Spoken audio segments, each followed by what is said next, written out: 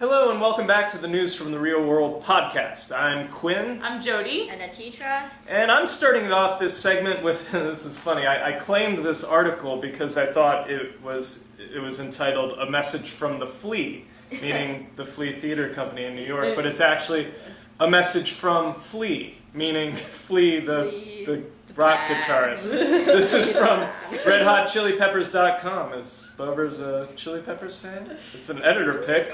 I guess our editor is into the Chili Peppers, and it's all about an open letter that Flea posted on their website about the fact that they weren't actually playing instruments in the Super Bowl halftime.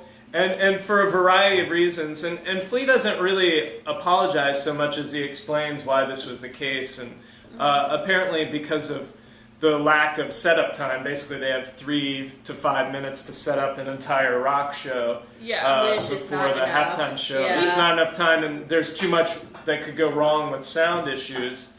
And what were you going to say, Jody? I said we timed it. I don't know if you remember when we were watching the Super Bowl, we timed it, how long they had to set up and strike. And if they showed it in less than 12 minutes, you know they had less than half that time. Exactly. So apparently the Chili Peppers weren't playing their music live, although Anthony Kiedis was singing live, and they recorded a music track just for that, and they were miming playing they were actually playing their instruments, they just weren't plugged in. And they made that visible so that you could see actually we're not really plugged in right now, there's nothing. But I remember watching it and I had no idea. I didn't pick up on it. I didn't pick up on it either. I'm usually pretty good about picking up on those things too, and I just had no idea. We were even watching it saying, God, I feel like I'm at this same concert 20 years ago. Do you remember? Yeah. So, I mean, they were just as into it. But I think it was really great that he was committed to his fans and wanted to be honest and upfront about it and wanted to write this letter. Exactly. So, and also, and they apparently debated it for a while. Well, should we do this? Should we not? And then they decided, well, it's a once-in-a-lifetime experience for them to perform at the Super Bowl. I guess I should put that in quotes, perform at the Super Bowl. They were performing. No, they were performing. Yeah. So they made it more about the and forget about performing. Like, wouldn't you just go to say that you could go to the Super Bowl? Yeah, exactly.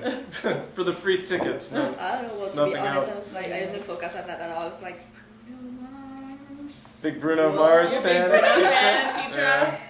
Well, Olivia Laverde says, I have so much respect for what Flea has to say. He could have blamed all this on the NFL and called it a day, but instead defended the band's decision and the NFL. It is sad that viewers did not get to see a true live performance, but the reality for one song, it would have been incredibly illogical to set up all their instruments. The band did the right thing and should not be looked down upon for what they did. They were doing what they had to do for the opportunity. Playing at the Super Bowl halftime show is a big deal, and at the end of the day, they got a lot of exposure, as if they need it. And with the incident, handled it very well and may have gained more of a following because of it, if that's even possible. If that's even possible. I didn't even realize they were looked down upon. Have they been looked down? Have they been getting a bad rap for I it? guess, I guess it must have gone around the interwebs. Oh my God, Flea wasn't plugged in. Did you see that? They weren't really playing their instruments. Anyone with an internet But he wasn't connection, hiding in my that. opinion. Yeah. It's like, when is the last time they're in the Super Bowl? Right.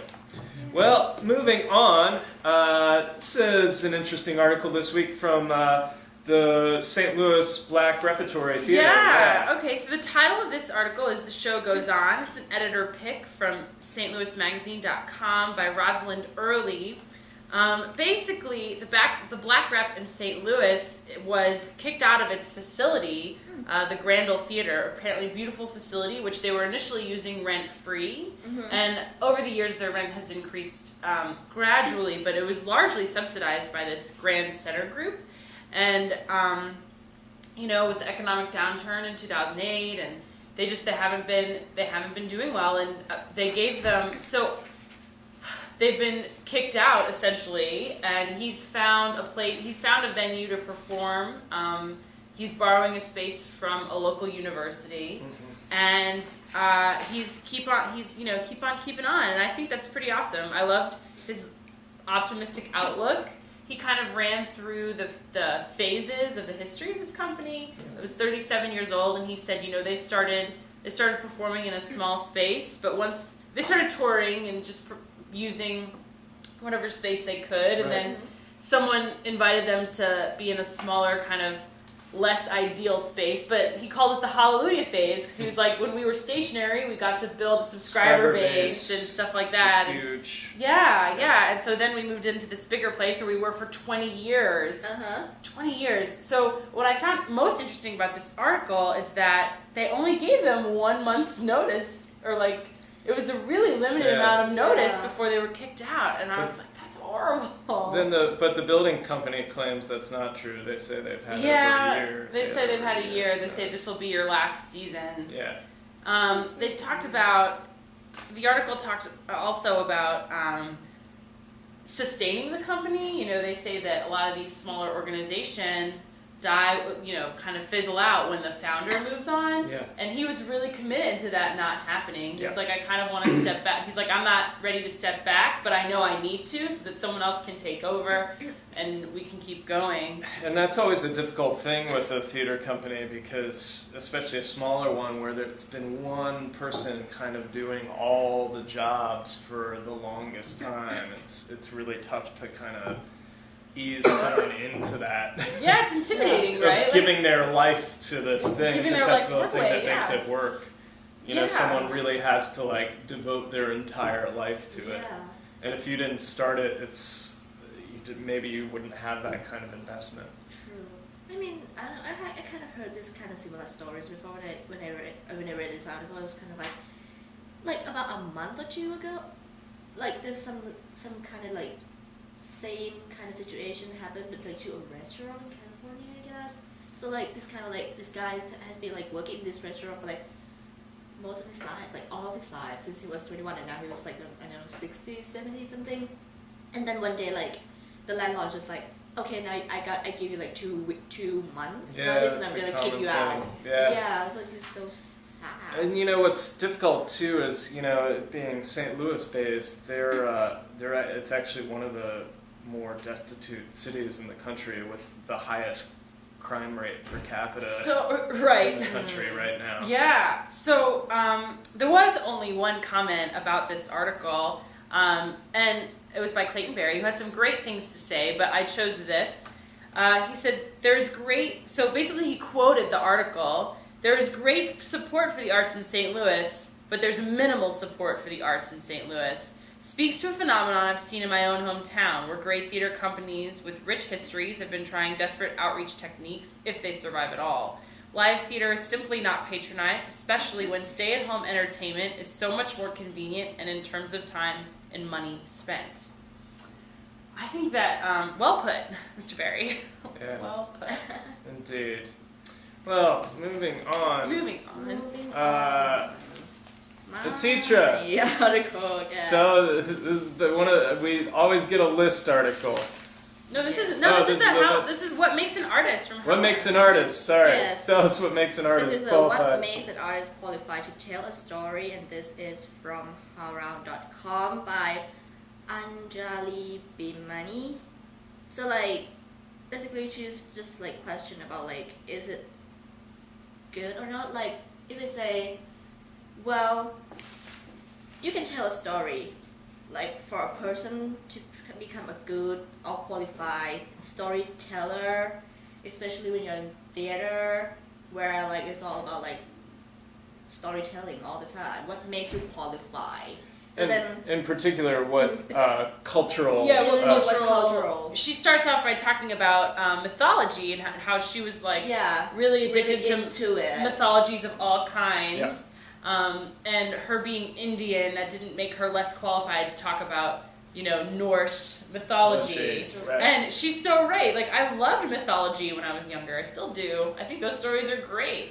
You know, this is I mean, she talks about the Jungle Book casting as kind of the first thing, and we had an article a while back, I think, on the Aladdin casting and how there were no Arab Americans, and so this is a topic that's kind of in the air right now as to whether or not.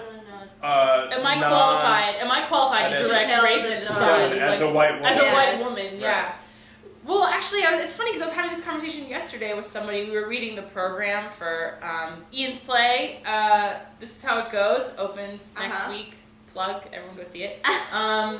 But we were talking, and because Ian made it very clear he didn't want it to be a race play, but it's written by Neil Butte. It's a play about race. And I sat ignorantly across from Jamila. I said, "Is Neil Butte white or black?" And we had because I don't know, and we had to look it up. Very white. He's mixed. Oh, is he? Yeah. So, but does that matter? Like we were talking about this, it's so irrelevant. Like, does that matter? Like, you know, does your race qualify you or disqualify you from telling a story or participating in these conversations? Yeah. And I thought this article was really thought provoking because it made me think: where does agency come from, and who is the deterring factor there? Like, who decides? Well, and I liked what Bhimani was saying is that, you know, basically trying to look beyond that. Well, what's the humanity in this as opposed to dividing it into you know divisive components? She hit the It's nail like, on the head with well, that. what's the thing that we all can relate to? And in so this to story? tell like someone she's like, not be able to tell the story of the other like specific like cultures like totally racist. Yeah, she was like right? exploit.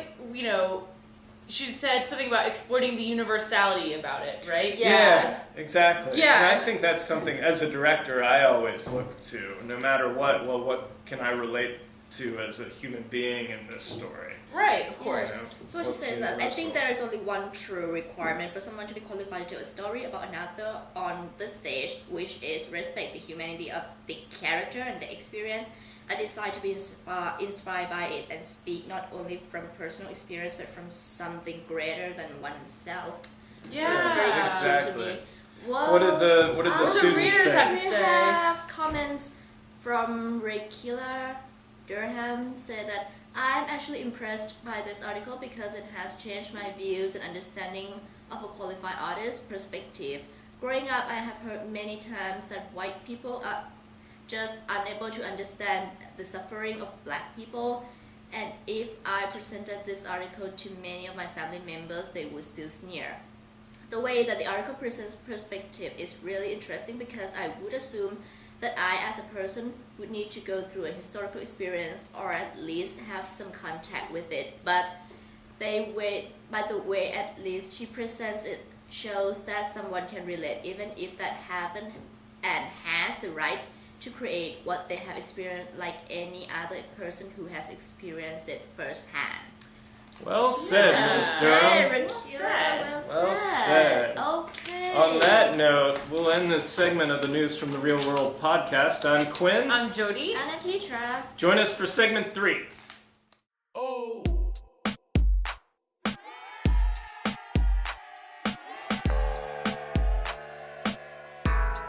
We gotta school you on some of these names. It's Rory. I don't know any of these people. I know a few of them. Are they I'll be- undergrads? Mm-hmm. Yes. Wow. They don't go to the bar.